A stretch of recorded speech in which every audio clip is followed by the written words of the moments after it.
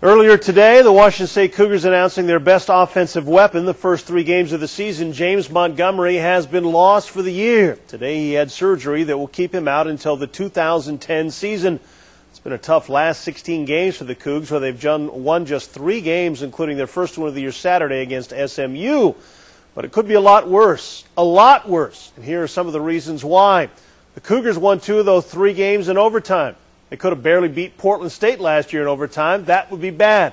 Martin Stadium could burn to the ground. The Cougars would have to play all their games at Joe Albee Stadium in Spokane. That news would make Jim Walden turn over in his grave. What, Robin?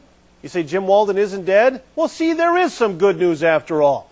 Coug fans, it could be much worse. The Huskies could win the Pac-10 title, go 12-1, beating Ohio State in the Rose Bowl, and Jake Locker could win the Heisman. See, you could be worse. The basketball season could get canceled. I'm just hitting on the tip of the iceberg here. Bill Bavasi could be hired in charge of recruiting and bring in some surefire quality free agents. See, it could get a lot worse, Cougar fans. Cougs could pull out of a game in Hawaii and play their first ever game in Alaska in November. Wait, the Cougars did pull out of that game in Hawaii. That second part better not come true. If you start worrying about all the things that could happen, it makes seems what has happened not quite so bad. If you'd like to tell me how this season could get worse or anything else you'd like to talk about, drop me an email at areyoukiddingme700espn.com. I'd love to hear from you.